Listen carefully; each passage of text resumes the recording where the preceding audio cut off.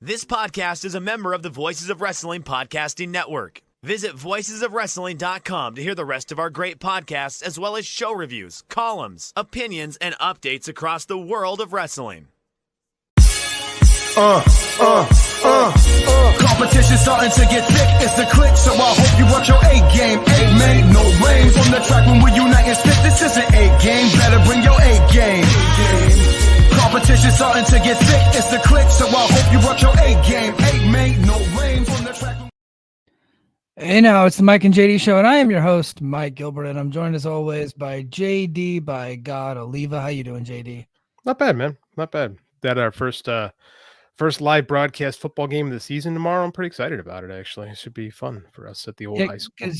Because your media team is the ones they actually broadcast it, right? Mm-hmm. Yep. And I got it was really important that it's all student driven this year. So last year I directed everything. So this year I have to hand off my duties to one of the kids, and she's my number one student. So I'm really excited to see how she does. And I'm supposed to just kind of sit back and let it happen. And I'm a control freak, so we'll see how that goes. And I'm a little nervous. I'm a little excited, but it should be a lot of fun, man. We got some expectations this year, so yeah. How you doing, man? Good. Oh, good, man. I'll be honest. I've had a pretty long week. I was telling somebody today, I'm like, man, I feel like I've lived 3 weeks in just this 1 week. But the good news is that I have a 4-day weekend for Labor Day, so that's nice. And my kid has a 4-day weekend too, so that works out pretty well. Labor Day is Monday? Yeah. Dude, I have a government job. You think I'd know that? I had no idea until you just told me that. We're off school Monday. Yeah. Sweet. I had no idea. Yeah. You should probably plan something with the family. Yeah, I'm going to. I'm like, holy shit, I could have been planning something the whole week, and I just realized that. Yeah. Damn. Yeah, dude, that happens. Dude, that happens to me all the time because there's so many federal holidays, and I'm a federal employee, so I'm just like, it's hard for me to keep track of them. But I always remember Labor Day because it's my wedding anniversary. I got married on Labor Day weekend. So hey, congrats! That weekend. What year is this? Number 9. She has been putting up with my shit for 9 years now. You had something on the Facebook page. I think it was either this week or late last week, something like that, where started with a Facebook request and you wore her down, something like that. Yeah. It was 10 years ago that day, so it might have been like 2 weeks ago. Like 2 weeks, okay. Yeah. So, and I put in the comments, I was like, it started with a Facebook request. And then I said something like, and then we had our first date shortly after that, and we were married a year later, and we've been married 9 years. So shoot your shot, Kings. That's an awesome story. Yeah. So yeah, man, coming up on 9 years, celebrating this weekend. Obviously my wife's like super pregnant right now, so we're not going to do anything like too crazy. We're just going to go get some, we like to go to hibachi grills. So we're going to go yeah. Hibachi, good stuff. Dude, my kid is now the biggest sushi fan in the world. He lives for that stuff. He's 8, so it's like he's a little expensive now. He's developing these expensive tastes. I don't know what I'm going to do with that. Yeah, it's like, dude, can you just go back to like mac and cheese and nuggets and hot dogs? I know. He's like, Dad, sushi is so much better. And I'm like, well, yeah, but come on, man. I ain't made of money. I'm like I said, I'm a government employee. You got to make that much. Yeah. You're so funny is that I've lived in Hawaii for over 2 years. I lived 2 years in Japan. I lived 1 year in Korea. I grew up on the West Coast, and I've never once had sushi. Get out of here. It scares me to death. I can't do it. I don't like seafood. I've never been a fan of seafood other than tuna, just because we were poor and we just had it all the time. Tuna cans are great. I love tuna. Yeah. And then plus when you're a wrestler, sometimes you have to eat like just only tuna for like a week. So like tuna and water to make weight. So I did have to do that in high school. So, yeah, I do. I've never had sushi. I don't eat seafood. I've had like Joe's Crab Shack. I couldn't stand it. I've had salmon plenty of times, but I got to a point where one time I tried to eat salmon. And I just gagged on it because the taste was so pronounced because there wasn't enough brown sugar on it. Wow. So, yeah. It just made me gag. I was like, okay. I'm just not a seafood guy, and I just won't eat it. I refuse. That's fascinating to me. I hear that a lot from people. I love seafood personally. So it always surprises me when I hear people that just have such a harsh aversion to seafood. So you don't get the shrimp when you go to hibachi? No, Wow. no, won't Wow, no touch it. No, kidding. yeah. And then my wife's pregnant, so she's not gonna eat like Well, yeah, sushi or nothing like that. So for sure. yeah, but man, so earlier this week, I hate to start it off on a sour note today, but I feel like we have to because I want to give this guy the respect he deserves because I was just a super fan of Sid growing up. I was a fan of his when I'm like in my like preteens and then in my teenage years.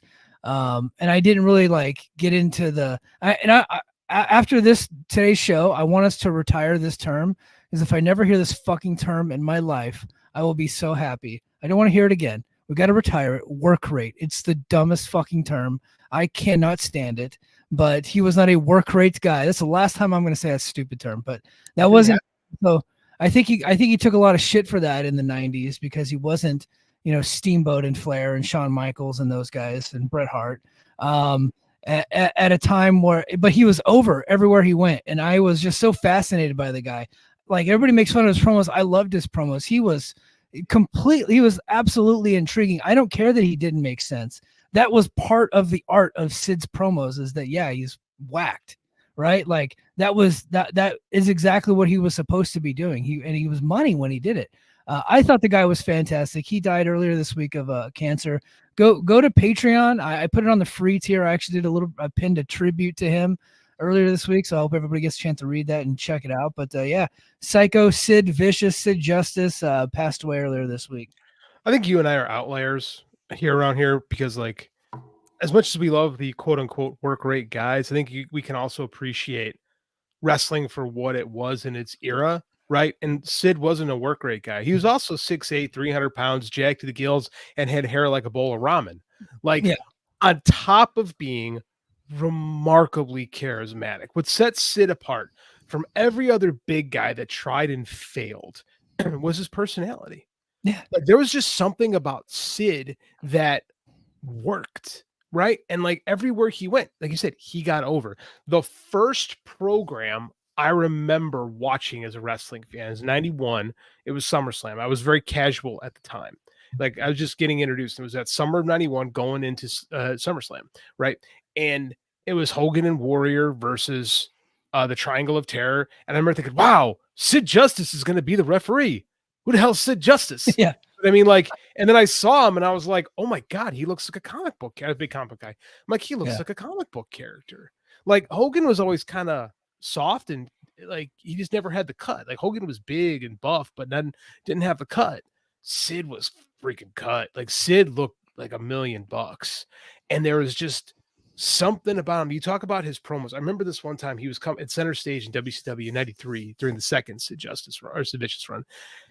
During his entrance music, he was walking down the ring. He looked, because in WCW, guys would cut promos on the wild mic they would just look at the camera and cut promos, right? This would really separate WCW from WWF in that era. I remember he goes, and they ask me, Sid, why are you so evil? And he paused and he goes, because I love it. It makes no sense. God, did I think it was the coolest thing in the world. And he went and just murdered a job guy. Like, and I'll say job guy. Care. Like, don't use the J word too much, okay? We don't want to get kicked off the air. I don't care. Like, I thought Sid was great. I didn't care that he didn't have great matches. Like, he wasn't supposed to. I didn't watch Sid because I thought he was going to have an excellent match. That's why I loved Steamboat. Like, I watched Sid because he was going to do something crazy. What I think people need to realize that we don't need everybody to slap the leg and kick out of a bunch of stuff and go 35 minutes and have a high paced match. Like we need a little bit of everything. We need those. I like my big wrestlers to be big wrestlers. That doesn't mean they're not good athletes. They're playing a role of a big ass badass monster, and that's what Sid did. But I will, to his credit, and I actually because I'm very fond of his 1996 run in WWF. It's right before the Attitude Era. I just was a big fan of his. And so I didn't watch the Shawn Michaels match from Survivor Series. I think I'll probably just check that out later this week because I do remember loving that match. I love his entrance. Probably that's the thing I remember the most about it. I remember him smashing Jose Lothario with a camera, and then him just being like super over to the Madison Square Garden, and he was the heel, and he got over as a babyface, and Vince was obviously pissed about it. But I just remember his Bret Hart matches because I was a big fan of Bret Hart, and I was a big fan of Sid, so watching Sid and Bret Hart. I just remember back on those matches fondly. I actually watched 2 of them the other night, and I was like, obviously Bret Hart is going to get a lot of credit for those matches, but it wasn't like Sid was bad in the matches. Like Sid was everywhere he was supposed to be. He looked great, and he knew when to turn it on. He knew when to be the monster, and he knew when to sell for Bret, and like he sold for Bret, and it was believable. Like Bret is getting him in submission holds, and Sid is selling, and it looked great. I'm not going to sit here and say that he was a classic worker and a technician, but he could, when he wanted to, be a little bit of a better worker than he was being presented on TV. But he was playing a role. His role wasn't to be the master technician. His role was to be the big ass psychotic monster. But he played it very well. And like the moment he came through the curtain, he captivated every audience he was in front of, and it didn't matter the promotion. Your eyes were glued to that guy, and you really wanted to know what he had to say and whose ass he was going to kick. Couldn't take your eyes off the guy. The moment he showed up anywhere. Like, it's so funny, the skyscrapers, he just so overshadowed Dan Spivey. Like, it wasn't even he funny. did. Like, and it was from go. People were like, oh, that guy's awesome. Right. And Dan Spivey, really didn't. It's too bad because I really think when Spivey kind of found himself as a talker was at the very end as Waylon Mercy, and he really never had a chance to go anywhere with that. That might have actually, in that era, might have actually done something. But Sid just so outshined him, right? And I know, like, Sid's job wasn't like, okay, I'm trying to think about how to make this good comparison. Like, everyone has a role to play. Like, if you're watching football, like, your offensive lineman cannot play quarterback. Your quarterback cannot play on the offensive line, right? But both parts are necessary to have a good football team, right? Not everybody should be a 6'1", a 6 foot tall, 5'11", muscled up work rate guy or semi muscled up work rate guy. Not everybody can be Bret Hart. If everybody's Bret Hart isn't special. If everybody's Sid Vicious, Bret Hart isn't special. You know what I'm saying? Like, you need to have those, and I hate to use the MJF thing, the flavors of ice cream. I think it works better when you're talking about characters as opposed to, bad matches. Yeah. But like Sid, there was just something different about the guy. And the problem, and I don't care if he wasn't the best worker. I don't care if he wasn't a great draw either. What Sid was he was a compelling television character. Right. And there's value to that. And I don't care. I don't care that he didn't sell out arenas across the country. Like, it doesn't matter to me. I still enjoyed watching him on TV. He was still good at what he was supposed to do, which was, again, he never really had a chance to be the guy in any promotion. Like, even when he was the WWF champion, was he the guy? Like, was he like the guy in the company? I think early on he did get a chance to be the guy, but I think they found that he wasn't reliable. Yeah, exactly. Well, that's the thing too with Sid, is he wasn't reliable. Yeah. Right. They might have wanted him to be the guy, but he wasn't capable of it. Yeah. And nor should he have been. Right. So I think so. If you go back, and I'm going to get into a little bit of his history, and I know a lot of you are going to be able to read his obituary. I'm sure Dave's going to do something for him next week. I know Joe and Rich are probably going to do like a good hour on him tonight. But I think JD and I have probably a little bit of a different perspective of our appreciation for him.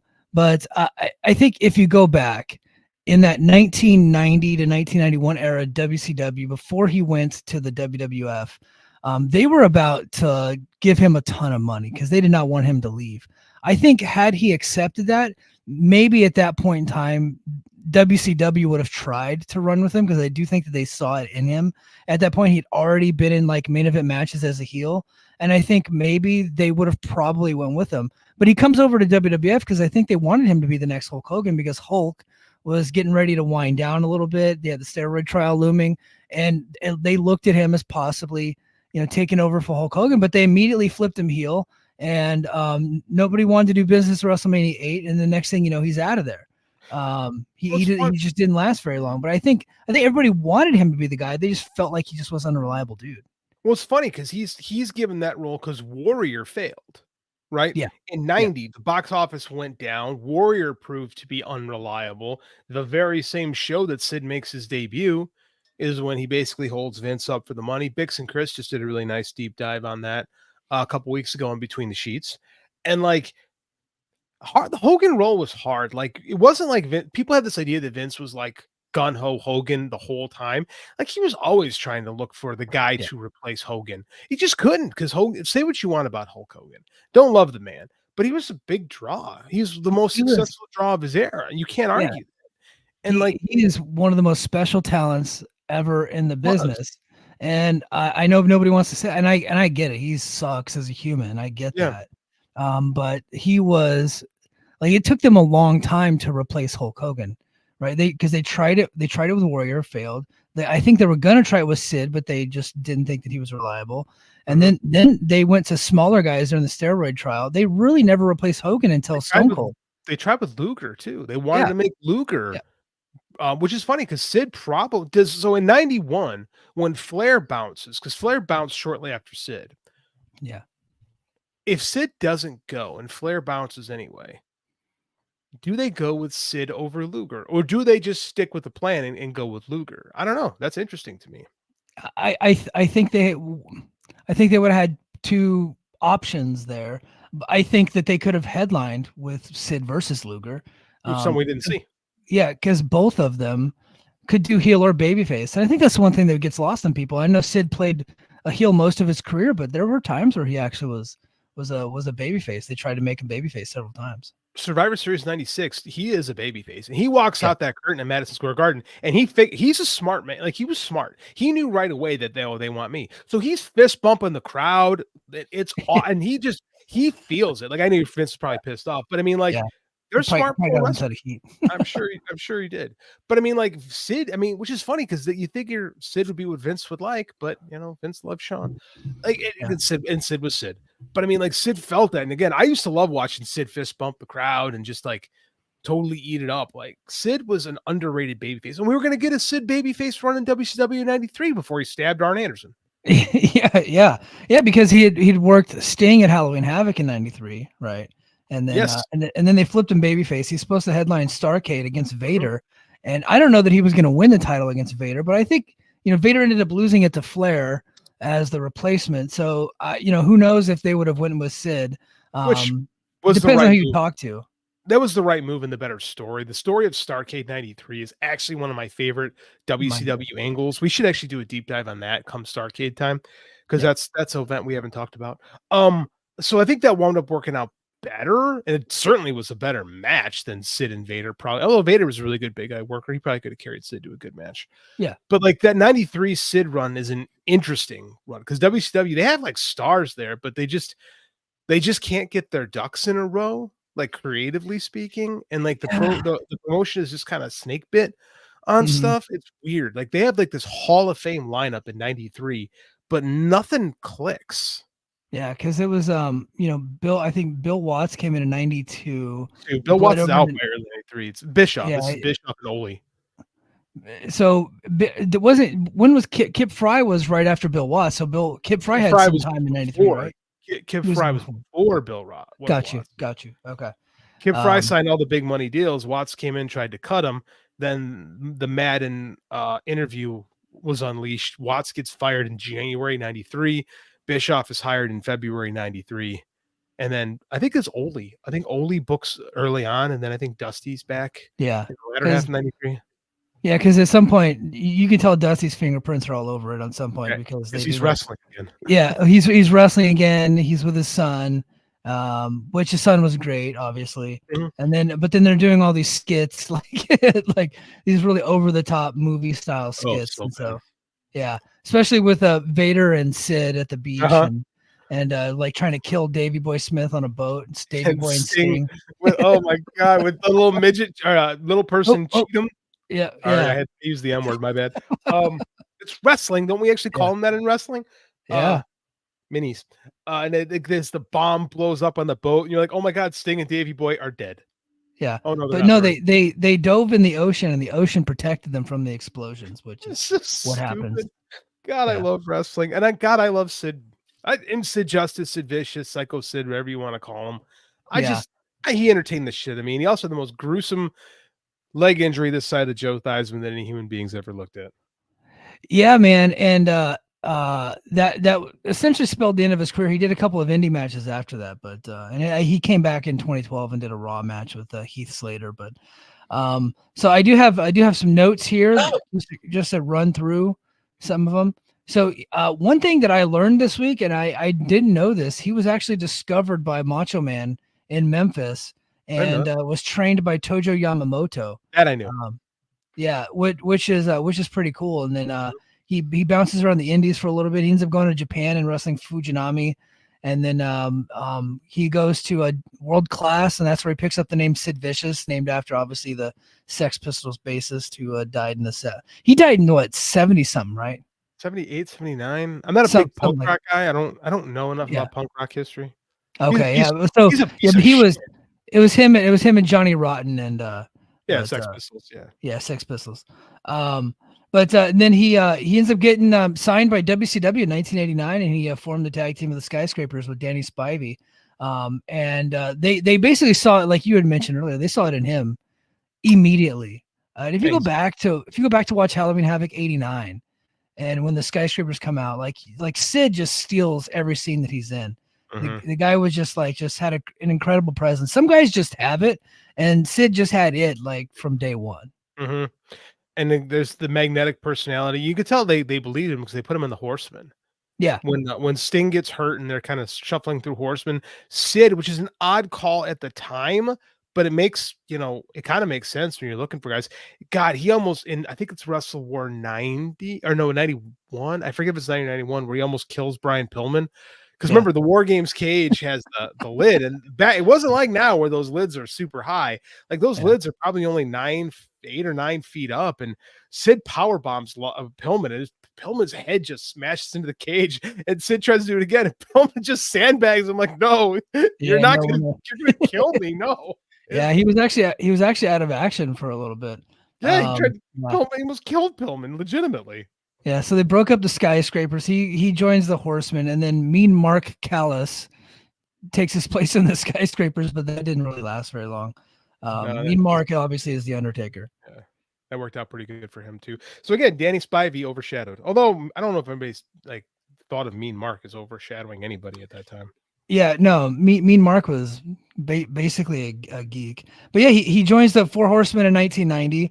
And then you could tell, once they put him in the Horsemen, he's with all the top guys at that point, and they know that he has it, and I think he's getting ready for a big push as a headline guy. In 1990, didn't he headline with Sting and Halloween Havoc? Halloween Havoc 1990 in Chicago. They have a decent match actually. It's actually probably the highlight of Sting's run as NWA champ is that little little program and match, which is kind of fun until they completely botched the ending. Well, nobody thinks of that as a good match because of the ending. Why don't you tell everybody what happens?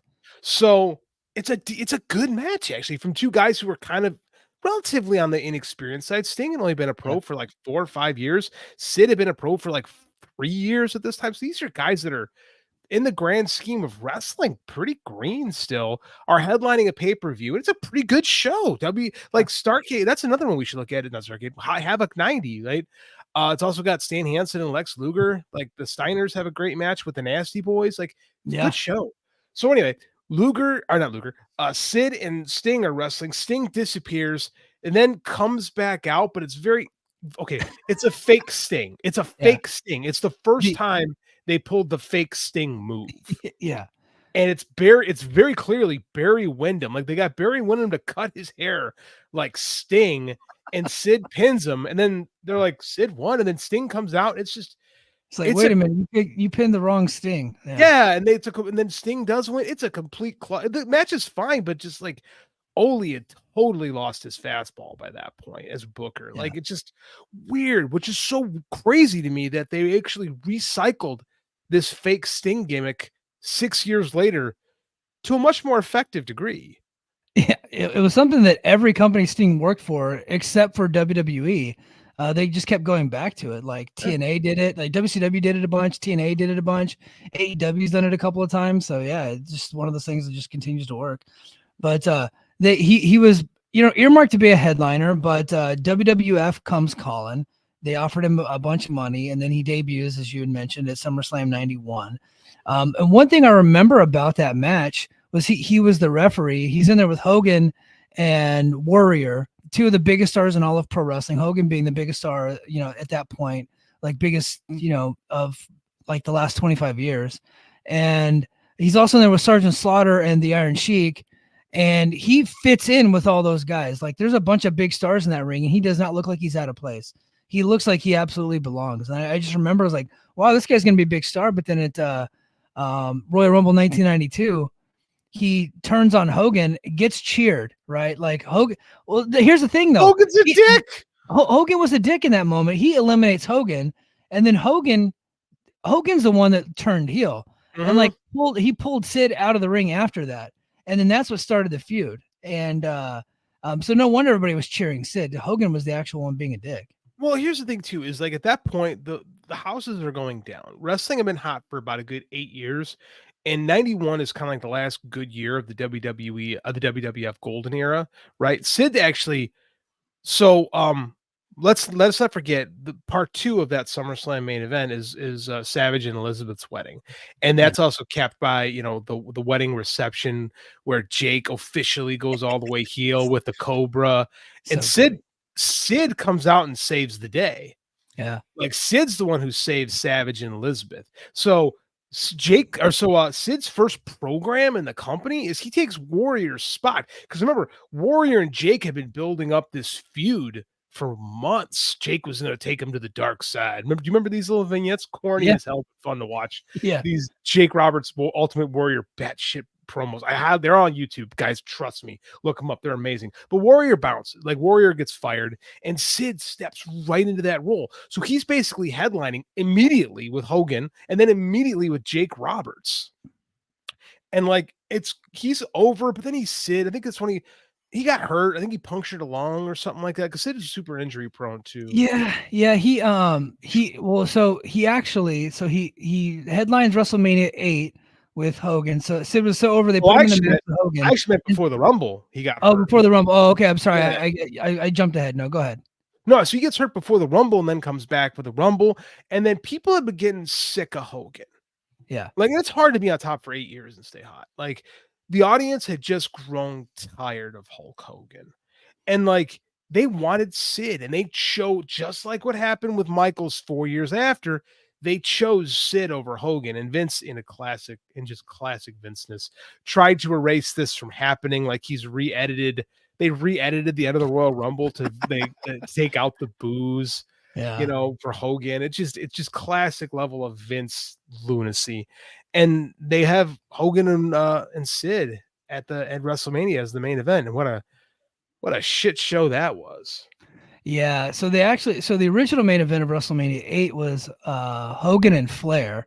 They actually had started like they actually had some posters made of it. Like that was the original plan, but they felt like Flair couldn't draw, and I don't know, maybe they were right about that. They tried the match on house shows, but so they didn't build it on TV. They did nothing to hype it up, and they stuck Flair and Hogan without a proper build, and they said, "See, you can't draw." That's Vince just being like self-fulfilling prophecy. See, Crockett guy can't draw here. Well, he knew what he wanted. He wanted Hogan and Sid, so he had to prove his creative team, like Pat Patterson and Pritchard and those guys, wrong. So he throws them. I think they headlined in Oakland. Like they did a match in Oakland, which is not it's not exactly a wrestling town, Oakland. No. But so anyway, they ended up going with Hogan and Sid. They turned Sid heel after Hogan eliminates him from the Royal Rumble. The match stunk, ended in a disqualification. The Warrior returned, and Papa Shango interfered at some point. And before the match even gets started, Sid fails a drug test, but they allow the match to continue. They send him out on the European tour, and he's supposed to serve his suspension, but instead he just goes and plays softball in true Sid fashion. So he was a legend like that. And then I think he ended up. I think he might have done a match or two that summer, but He ended up not coming back to the WWF until 1995, I think. But like a year later, he ends up having like some injuries and stuff, and he goes back to WCW, which is the 93 run that we had just talked about. Mm-hmm. He's gone for a good year. I don't think he resurfaced in USWA in between. I think he just shows up because I remember watching Slamboree 93 because I think somebody has a mystery opponent. I can't remember who. And then all of a sudden, Van Hammer. That's who it was. Yeah, and Colonel Rob Parker showed up. Yeah, this giant dong showed up and announced. So I remember watching this because we had my buddy had the black market cable box, so we were over watching Slamboree, and I jumped. He didn't know who Sid Vicious was, and I'm like, "That's Sid Vicious, Sid Justice, he's back!" And I got super excited because I'm a nerd. Yeah. So yeah, and that didn't work out because Sid stabbed Arn Anderson. Yeah, so he's actually like a top guy from the moment he comes back. He headlines again Halloween Havoc 93 with Sting. He ends up turning babyface. He's supposed to get the match with Vader at Starrcade 93, but he's on an overseas tour. Him and Arn Anderson gets into it. At some point, I think Arn Anderson introduces scissors into the fight. Sid grabs him and then stabs him multiple times in an attempted murder. He legit like attempts murder on Arn, and then rightfully gets fired. And then I think he bounced like at that's the point where he kind of bounced around. I think he does some indie shots and USWA. Yeah, he went back to Memphis for a little bit, and then he ends up getting signed back to WWF because even though you've got an attempted murder in your resume, like if you're a star like Sid, you're 6'9", 300 pounds, you look the way he does and can get over the way he can, you get more chances than other people. And so they brought him right back. But it's like a good, because Sid shows up on the WrestleMania at the first ever Raw after Mania in 95. And he got fired in like October, November of 93. So Sid's out of the main company for a good long time. And it made sense too, because Shawn was feuding with Nash and Shawn needed a new heavy, and like who better than Sid, right? It actually made a lot of sense. So booking wise, it clicked. But think about that. Sid tried to kill Arn Anderson and like nothing happened. Like he stabbed the man repeatedly. Wrestlers, old school, I'll say old school wrestlers, they don't even snitch when someone tries to kill you. Like they're not gonna. But everybody, dude, I learned about this in Pro Wrestling Illustrated. It wasn't like it was a dark secret of the wrestling world. Yeah. Like I mean, I guess the authorities could have tried to do something, but I don't think Arn would have, went with it. It's wild to me. Yeah, Arn got stabbed. They ended up doing business later. I know. Like, which just goes to show you how much Arn Anderson loves wrestling. That he's like, that man stabbed me. Yeah, I can make money with him. Yeah. Like, I bet if you were to like pull Arn to the side, like at a bar or something, and be like, "Why would you do business with Sid after that?" And he's probably like, "Well, damn, son, I brought the scissors, and they're paying me money, It's my fault for bringing him in the first place. Yeah, I can bring scissors, don't you? You're probably gonna get your ass whooped. He's 6'9", shit." Which is funny because Brian Pillman beat his ass with a squeegee. Like, I mean, like these wrestling stories are just awesome. Yeah. But yeah, he comes back. He ends up, obviously was over like crazy. He has several injuries, but at the Survivor Series 1996, he ends up, he replaces Vader, which is weird because he had replaced he had gotten replaced by Flair for his match against Vader. Then years later, Shawn Michaels doesn't want to work with Vader because Vader's too stiff for old Shawn boy, for the old heartbreak. And so he's like, well, I want to work with Sid, who also, he didn't exactly have a reputation for working light. People didn't like to take that power bomb, but he probably was pretty nice to Shawn with that power bomb. Yeah, I mean, Shawn and Sid, I think, got along because they were friends together for a while. So I mean, I think Shawn is cool. Dude, nobody wanted to work with Vader. Hogan was scared of Vader too. Like Vader had this reputation of killing people because Vader would beat the shit out of people. Yeah. But he ends up winning the title there. And then he loses it back to Shawn at the Royal Rumble because he was always pretty much a transition champion type of guy at that point because everybody felt like he's either going to get hurt or he's just going to quit, which is kind of what which is what he did. So here, let's just go back to, he loses the title back to the Royal, to Shawn Michaels at the Royal Rumble 1997 Alamo Dome. Then Shawn lost his smile immediately after he vacated it. Bret Hart ends up winning the vacated title in your house in February in a 4-way against Vader, Undertaker, and Steve Austin. And then the next night, immediately the next night, Bret lost the title to Sid And then Sid loses the title to The Undertaker, the main event of WrestleMania 13. He suffered a neck and back injuries that year, and then he ends up getting released that summer, and then he's just gone for a little bit again after that. Well, he's in that big accident with Furnace and LaFon. Like, Yeah. there's a major car accident with those guys, and Sid's legit fucked up from it. Yeah. Like, so were Furnace and LaFon. Like, those guys were lucky not to die in that car accident. So I mean, like Sid was kind of injury prone, but I mean that's not his, I don't remember the history of the actual accident itself, but I don't think you can blame Sid for the car accident. So no. He like I said, he had some injuries. He got released that summer, and then the following year he doesn't return until 1998, and he actually pops up in ECW, and he was kind of doing the 911 gimmick where he was just showing up and power bombing people, and I remember that like very fondly. It was pretty fucking awesome. I was a big ECW guy at the time, and just watching him come in and choke slam and power bomb dudes. Like he debuted, and I remember he debuted. I think Judge Jeff Jones was his manager, and he comes in, and then John Cronus is standing in the ring, and he comes out and he just choke slams Cronus over the top rope to the floor through a table, and the shit just exploded. Yeah, that was pretty cool. And then he ends up making it back over to WCW.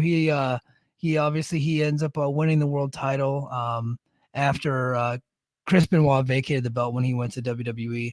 So he ends up beating Nash for the title, and then Nash strips him of the title because he's the booker, and then he beats Nash for the title again.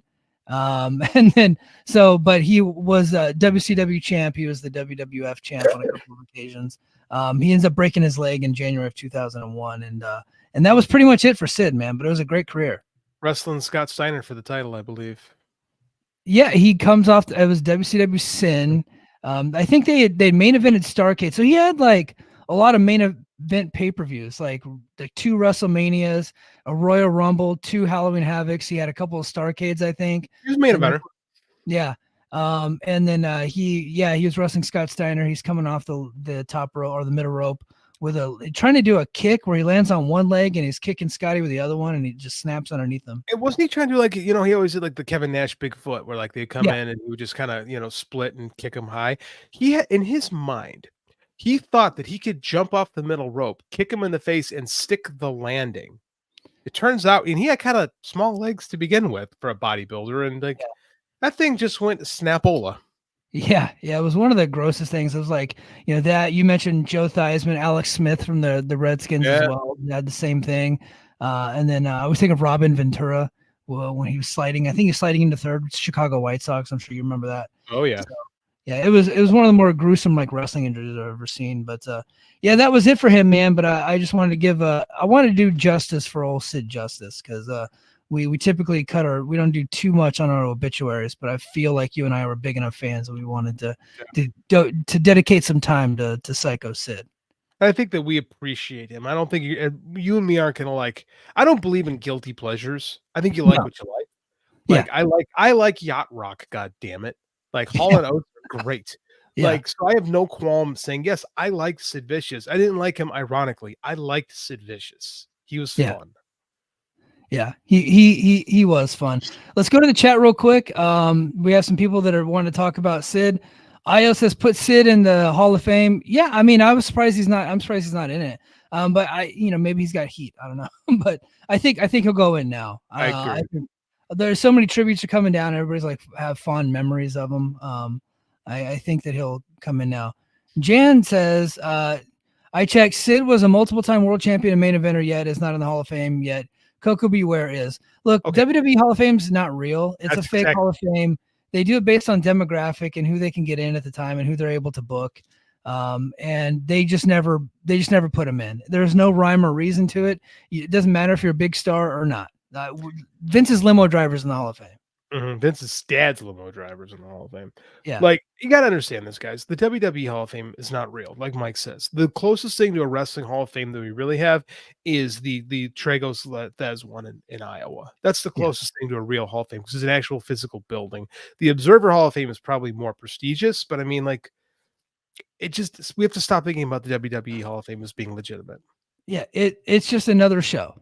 Just another show. Yeah. Dobby says Sid rules the world. Yeah. Sid and Mean Mark were both CWA Memphis 1989. Yeah. A lot of guys came through Memphis, man. So everybody. Yeah, everybody, like a lot of your favorites were big. Yeah, he won the title thanks to Steve. So yeah, when he was wrestling Brett, Steve Austin interfered. Well, Brett had him sit in the sharpshooter. Like go back and watch that Raw match from '97. I watched it. Sid selling his ass off for Brett. He's making like, I know Brett made Sid look great, but watch how Sid's selling for Brett. He makes Brett look great because Brett is like 6 inches shorter, and he's still able to make it look like Brett could kick his ass. You know what I mean? Like that. There's a talent there. He sold for Benoit too. When Benoit beat him for the vacant title in 2000, like I know we don't like to praise Chris Benoit, but Sid made Benoit look great too. Yeah. Yeah. So anyway, rest in peace, Sycho Sid. We're gonna go into one of our top stories. I am gonna try to get to bad tweets, although people sent me some bad tweets. The problem is I got two of the ones that I got. Yes, they were bad, but they were abhorrent and they're not fun to make fun of. So I don't know that I even want to. I don't know when I want to do it. Funny bad tweets, guys. Yeah. Like I want someone just sounding stupid. I don't want someone sounding like horrible.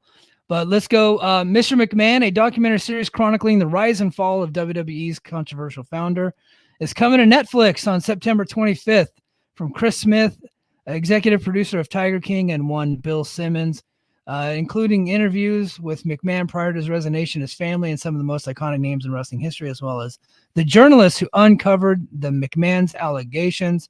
So we are finally going to get this McMahon documentary on September 25th.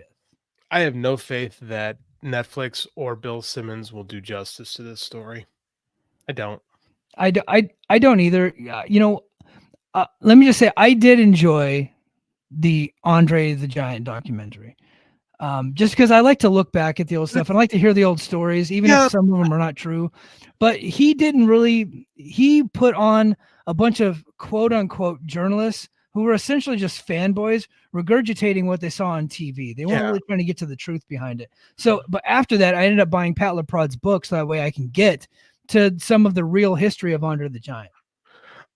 I say this is the guy who majored in documentary filmmaking. He's got a handful of docs under his belt. Like, they're not trustworthy. Like, anytime you're working with WWE to get a story, you're going to get their slant on everything. So I have no, and I don't, this might get me heat with people we know. I don't like Bill Simmons all that much, but as far as his wrestling content goes. No, like, I don't like any of it. I think it's not good. I don't think any of those Ringer shows are any good. I'm sorry. I know we know people on them, but they're also WWE, yay, rah, rah. Like, I just don't trust any of it not to be, trash. I don't really have an opinion on the Ring of Wrestling shows because I've never once fucking listened to them, because I know I see what they talk about and I figure these are just WWE fanboys. They're not actually out to give honest opinions and reactions to things. They're just, like you said, rah, WWE type stuff. They want to be in the club. Yep. Right. Which is funny because Bill Simmons made his reputation for being kind of like controversial figure in NBA and NFL coverage, trying to expose the truth. But because wrestling is so unserious, they don't do the same thing with wrestling. They don't have the same amount of respect for it. So they just want to be a part of the show. Are you talking about Bill Simmons or Ariel Helwani? Ariel Helwani, probably the most prominent MMA reporter we've ever had. And he just does not have any respect for pro wrestling. So he thinks it's funny to kind of be in the world and poke fun at the people who take it seriously. Right. And he kind of gets used in that manner. So, and it wouldn't shock me to see him have a role on this documentary series, to be honest with you. That wouldn't surprise me in the slightest. Probably see Sam Roberts or something like that. Just their media friendlies. Like, now, especially Netflix is like a WWE partner. It's like, how can I expect them to be honest with any of this stuff? I have zero respect. I'm not gonna. If Dave says it's a good documentary, I'll watch. But until I hear anything like that, I'm out. I'm not even interested. I'm gonna watch because we need content for the show. That's actually a really good point. And part of our show is going to be calling bullshit on it. So I think we should. Yeah. And Io, shout out to Io. He already tagged us. He said that we need to have an ongoing segment, truth or bullshit. Like, that's going to be he named the segment for us. Is it true or is it bullshit? Okay. I actually like that. Yeah. Talking about the Vince documentary. I'm like, okay, Well, if we're gonna make fun of it and call bullshit on everything they say, well, now I can get into it. Now I don't feel bad watching it. All right, you got me, Io. Yeah, he said, yeah, truth or bullshit. He tagged us on Twitter. So hey, he's a Patreon subscriber, so we gotta come with it. So, but yeah, so that's coming out September 25th. So we'll be on the lookout. So before we get into bad tweets, and guys, bad tweets is coming. Oh, hold on. This is a good point on that documentary. Thurston said that no Janelle Grant mentioned in the doc. I think they didn't interview Janelle Grant. I'm not saying we don't know that they mentioned him because the doc has not been released yet. But Thurston said they did not interview Janelle Grant, or I don't know if they interviewed the lawyer. I don't know what Janelle Grant or anybody would be allowed to say in public on that deal. I don't even. They might have asked her and she said no, but all we know is that she's not in the documentary. So we'll just leave it at that. She got an ongoing lawsuit, and when you have an ongoing lawsuit, you're not going to play for media friendlies, even if that doesn't surprise me. If they don't even mention her, then it's just like I have zero respect for any of these people, which I don't anyway. So Yep. So Jon Moxley returned to Dynamite last night. He did a very interesting interview that he gave. He looks like he flipped heel. He's been heel in the company before, but he's always been kind of like a tweener type of guy.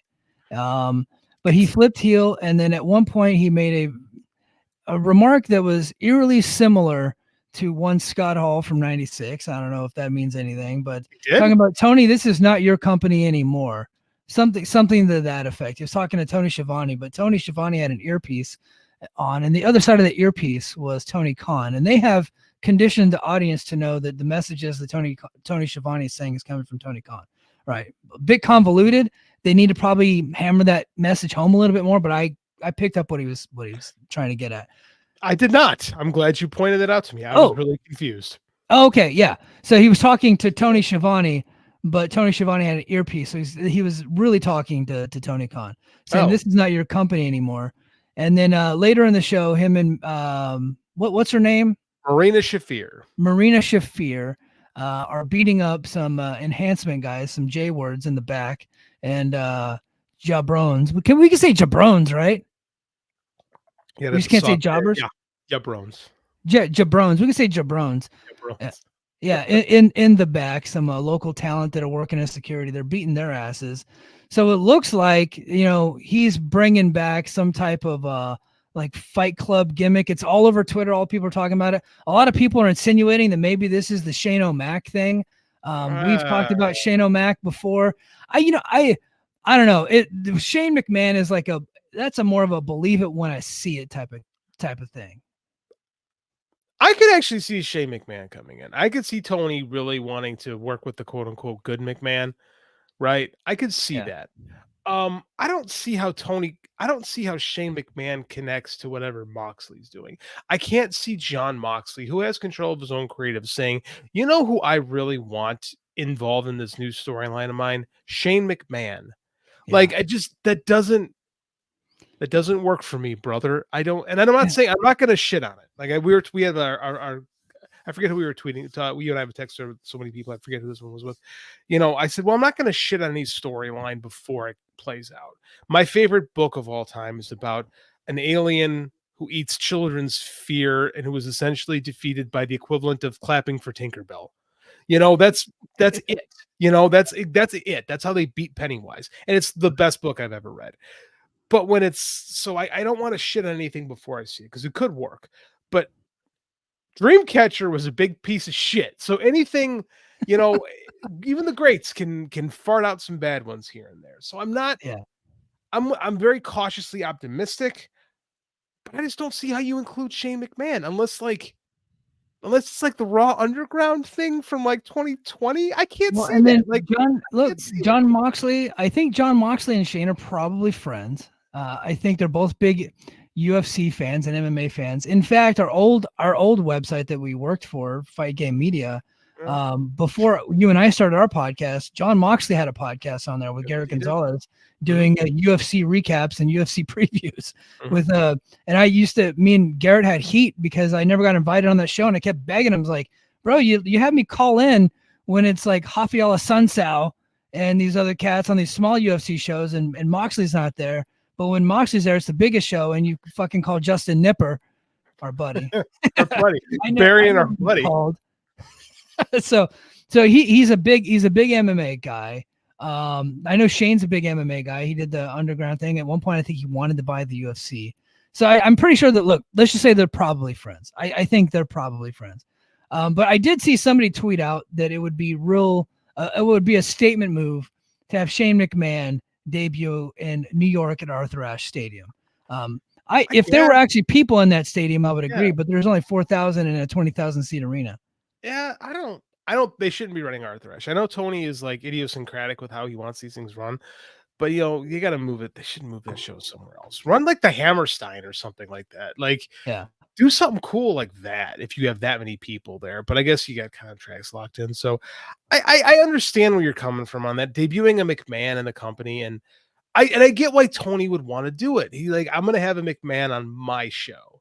Like, because I was talking to my wife, does not like pro wrestling at all. And we were just bullshitting before the show started. And I said, guess who the rumor is coming to AEW? And she just rolls her eyes. She goes, who? Like, she does not care. And I said, Shane McMahon. And she actually picked her head up from her phone and went, are you kidding me? Yeah. Like, it was one of those. I'm like, no, that's the story. And she went, that's crazy. And then for my wife, who's not even a casual wrestling fan, she's not even a casual wrestling tolerist. Like, for her to sit there and go, I can understand why Tony would want to do it. And I'm not going to shit on it. I'm not going to say it's bad. It's not what I want from my company, because it isn't what I want from this company. But they don't do what I want. So, I mean, like, that ship sailed a long time ago. Yeah. So, like, I get why he's going to do it. If this is the way to do it, and Moxley is in control of it, okay. But I don't know, man. I don't know. You're not going to shit on it before it happens, but I will, because I think it sounds fucking stupid. Yeah. The last thing I want is Shane McMahon in that company. And, but it, like, I do have a weird curiosity to see AEW fans turn themselves into pretzels to say how much they like Shane McMahon in AEW, because they were shitting on that guy when he was on Raw all those years. Sure were. You know what I mean? So I love that. I love hypocrisy in pro wrestling fandom. It's one of my favorite things. I love it in sports. I love it in politics, and I love pointing it out. So I cannot wait to see that. I tweeted out like a month ago when it was first rumored that he could be coming in, that like AEW fans are slowly talking themselves into it. And they are. They're still talking themselves into it. Did you listen to me on this show the last month? Like, yeah. I'm like you. It's like we can see JD slowly like, maybe it wouldn't be so. My wife likes it. Maybe it would.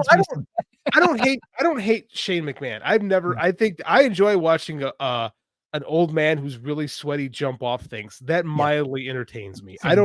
If I have to put up with a McMahon, I would rather put up with Shane than any of them. I'll take if a building's on fire and I have to save either Shane McMahon or the brother-in-law, I'm going to save Shane McMahon. Right? I will let the brother-in-law stay in there. I'll save Shane. That's it. Like, I think he's like, I'm trying to find the right analogy. Like, he's a vegetable that I would eat. Like, he's not Brussels sprouts. I'm not leaving him on the plate. I've always kind of felt that way. But I don't love it. But I'm willing to be won over. Maybe. Well, we'll see. We'll see how it works out. I got a couple more notes. MLW was they were on the air tonight. Io, can you tell me the name of the MLW show that was on? But they were live on YouTube tonight, and their entire feed just froze, and they lost audio, for a while.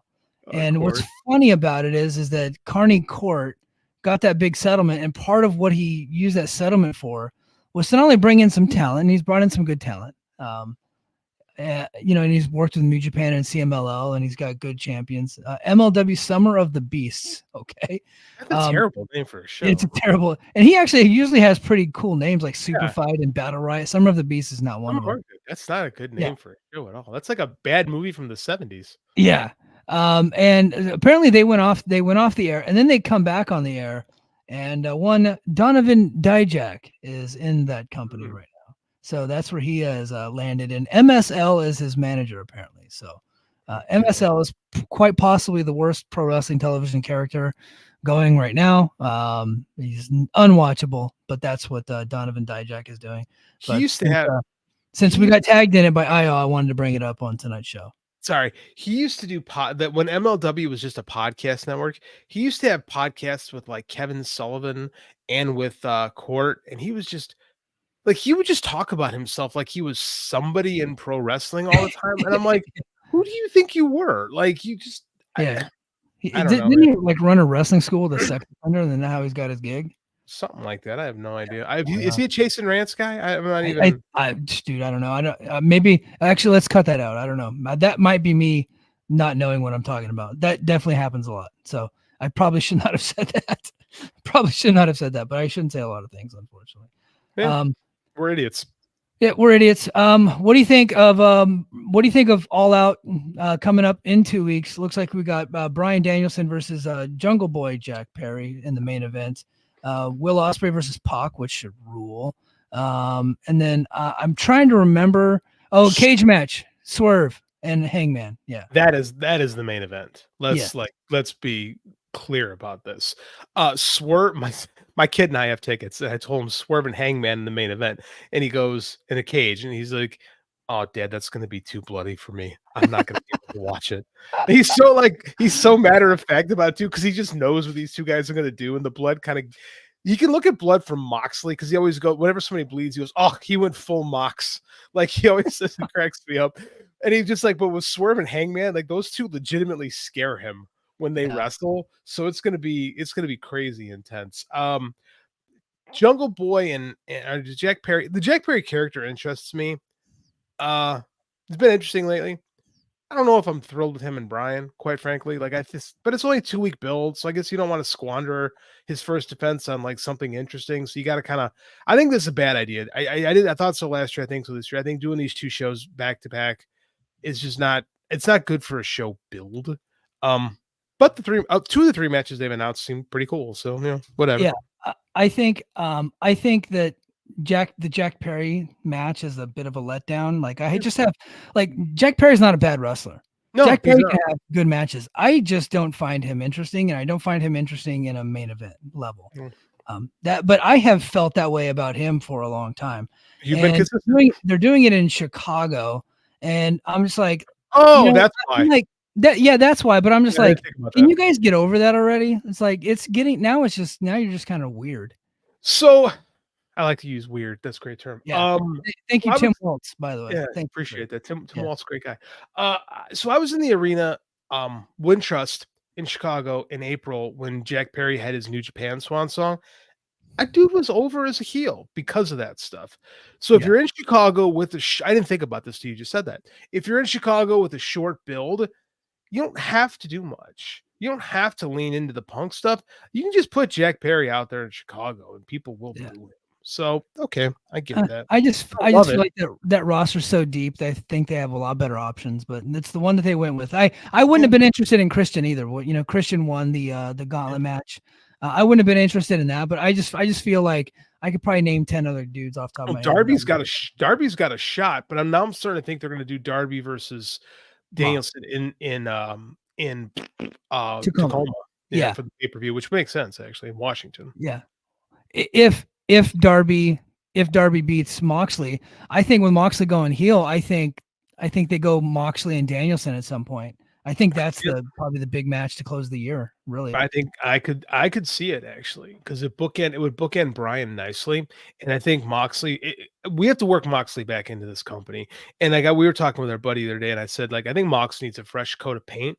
I think the time off has been kind of nice, but I mean he's still the heartbeat of this promotion. So I mean. I'm okay with them doing something a little different with him. Yeah. If this is Mox's Bret Hart 97 run, I'm okay with that. Yeah. All right. Real quick, what are your thoughts on All Out? I already did a podcast on it. I went live. I did 52 minutes earlier this week. Did good numbers for us, by the way. But what'd you think of All In? I'm sorry, All In. What'd you think of it? It was one of the worst shows I've ever seen. No, I'm totally kidding. I love it. Yeah. I just stunned you for a second. I was like, wait, we just talked about this. I already know the answer. Why are you saying this? because I'm an asshole. No, I loved it, man. It took me 2 days to get to the show because I was watching it with my kid and he had bedtime. So like it was, I just love watching wrestling with my kid. I did a video. I posted to my Twitter of my son he loves Darby Allin so much. He was literally jumping up and down the entire match, like just thrilled. And then when he lost, he just buried his head in like he knows it's not real. Like he knows it. But like he's so invested in Darby Allin, the little short blonde guy, that like he just lives and dies. That's how I'm always going to think of that show. Man, did I love that main event Yeah. with Swerve and Bryan Danielson.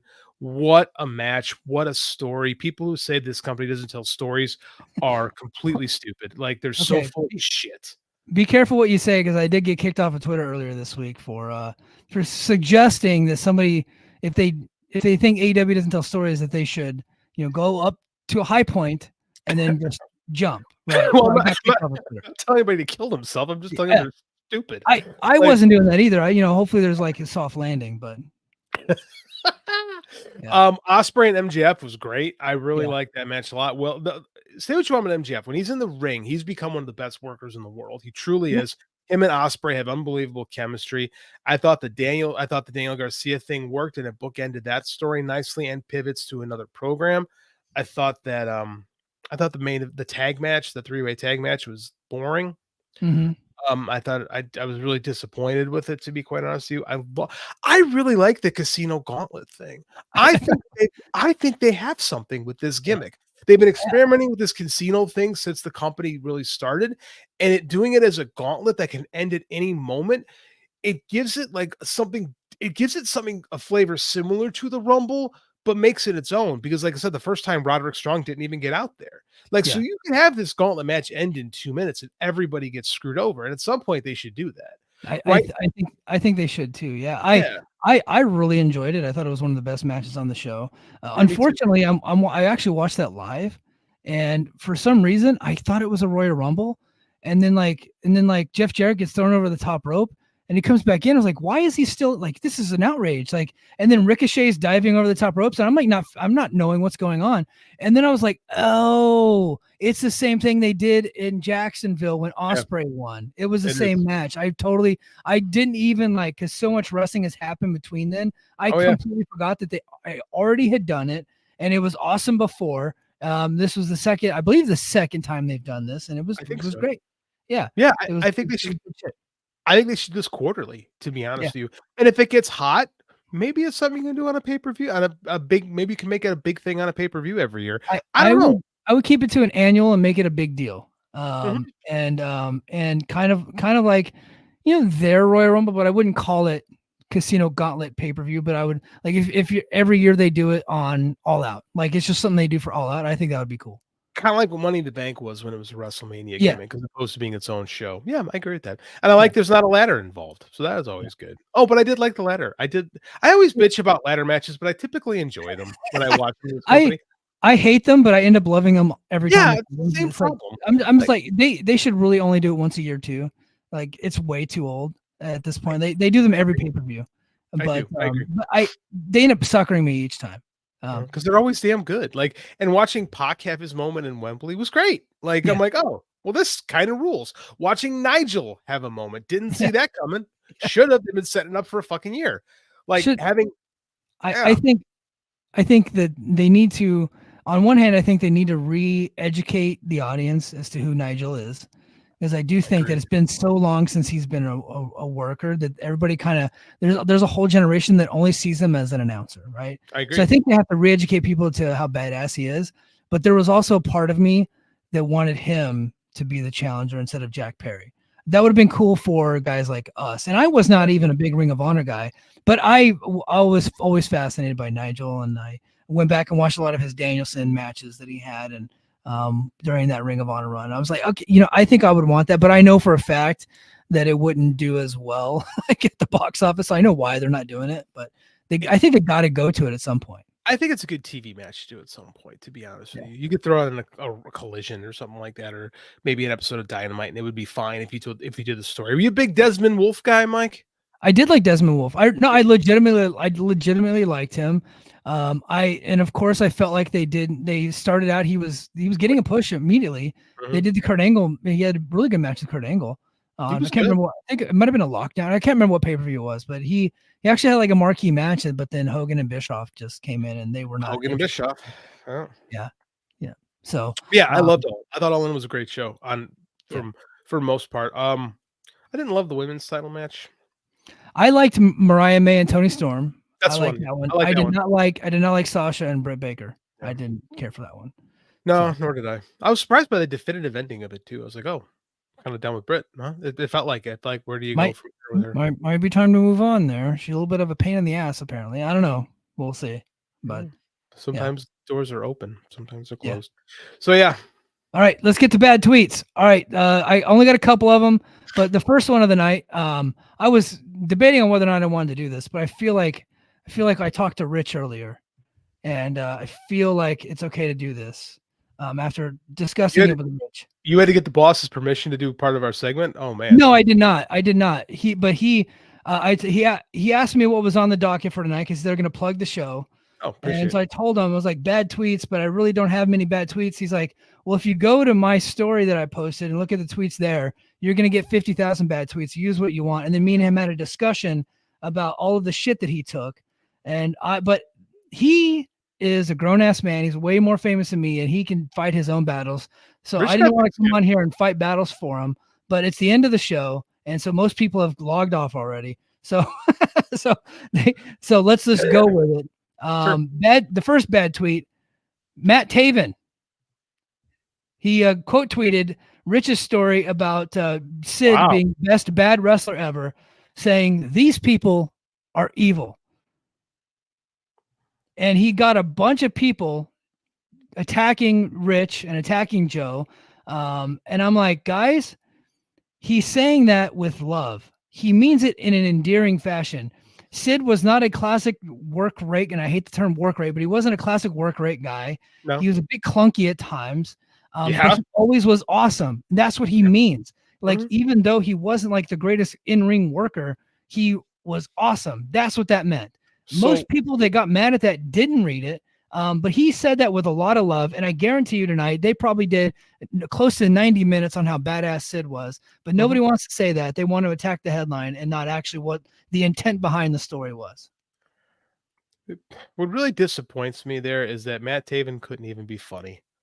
Like, it's like, you can't, like, these people are evil. That's a terrible tweet. Like, that's not even a fun, bad tweet. That's just, at least make a joke. Like, God. Yeah.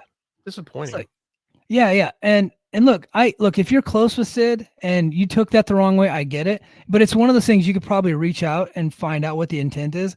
Instead of, if you're a famous guy, quote tweeting it and then send a bunch of people hating on it. And I'm like, you guys are totally misreading exactly what's going on here. That whole story was written with a lot of love and affection for Sid, the wrestler. So got to get Rich's back on that. All right. Let's see. Hold on. Let me get back to my share screen here. Sorry, folks. This is bad television or bad radio. All right. This is actually a good tweet. Some guy went and trolled at one of his rallies. Hell yeah. Look at the shirt, the MAGA powers. We're going to destroy the woke. What are they going to do when we drop the big boot on trans and we drop the big boot on everything? We're going to drop the big boot on Social Security. Does that work for you, brother? Trump is a real felon. Then he went to Epstein Island. Trump, no physical, no political violence. No political violence. No political violence, though.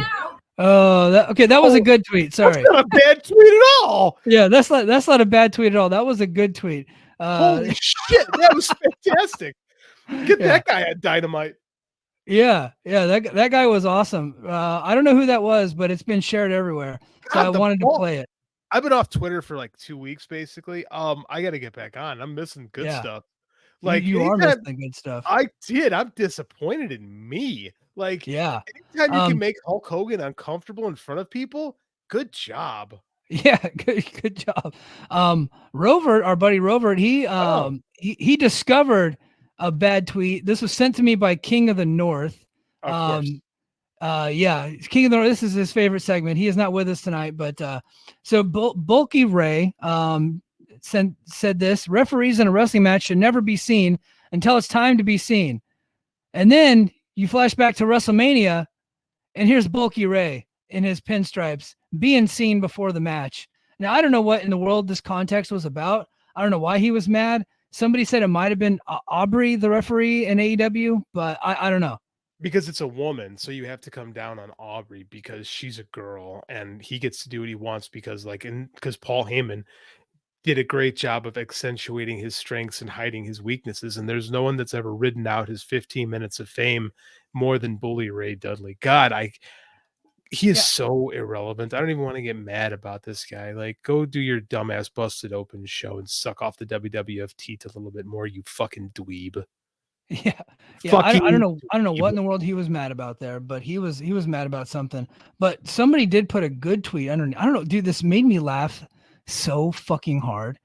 I don't know why. Sometimes I like to go through and read what the replies are to some stupid shit.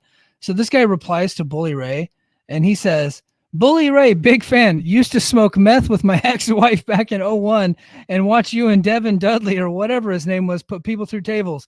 Devin, get the tables. LOL, take care, sir. I